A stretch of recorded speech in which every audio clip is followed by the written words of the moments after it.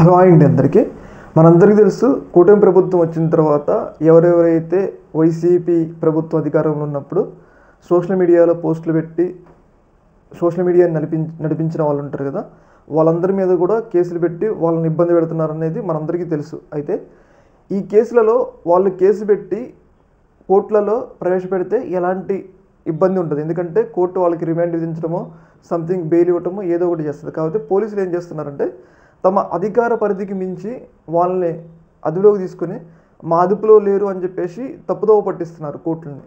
దీని ద్వారా ఏమవుతుందంటే వాళ్ళ యొక్క జీవించే హక్కుకు భంగం కలుగుతుంది. సేమ్ వర్రా రవీందర్ రెడ్డికి సంబంధించిన కేసులో ఏం జరిగింది అంటే ఆయన్ని పోలీసులు 8వ తారీఖు అదుపులో తీసుకొని దాదాపు 2 రోజులు ఆయన ఇబ్బంది పెట్టారు. అంటే ఏమంటారు, 3rd డిగ్రీ లాంటి కొట్టడం అలాంటివి చేశారనమాట.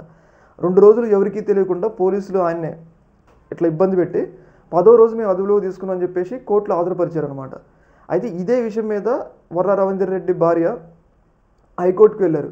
హైకోర్టుకి వెళ్ళి ఇట్లా 8వ తారీఖు అదుపులోకి తీసుకుని 10వ తారీఖు ఇట్లా మేము కోర్టులో అదుపులోకి తీసుకోమని చెప్తున్నారు, ఇలా కోర్టును తప్పుదోవ పట్టిస్తున్నారని చెప్పేసి ఎవరైతే వర్రా రవీందర్ రెడ్డి భార్య సీసీ కెమెరా ఆయన టోల్ ప్లాజా దగ్గర అదుపులోకి తీసుకున్న సీసీ కెమెరా ఉంటుంది కదా, ఆ సీసీ కెమెరాని హైకోర్టు ముందు ఉంచారనమాట. అయితే దీని మీద హైకోర్టు తీవ్ర స్థాయిలో ఆగ్రహాన్ని వ్యక్తం చేసింది. ఎందుకంటే మీరు కోర్టుకే తప్పుడు, ఇప్పుడు మీరు ఏమంటారు, అధికారులతో ఆడుకోండి ప్రభుత్వంతో, సంథింగ్ ఏదైతే లోకల్లో ఉండే రాజకీయ నాయకులతో, కానీ సాక్షాత్తు రాష్ట్రానికి అత్యున్నతమైన న్యాయస్థానానికి ఇలా తప్పుడు అఫిడవిట్లు సమర్పిస్తున్నారు. అసలు ఏంటి మీ ధైర్యం ఏంటి, మేము ఖచ్చితంగా మీ మీద చర్యలు తీసుకుంటాం, మీరు సిద్ధంగా ఉండండి అని చెప్పేసి హైకోర్టు తీవ్ర స్థాయిలో ఆగ్రహాన్ని అయితే వ్యక్తం మీద చేయడం జరిగింది.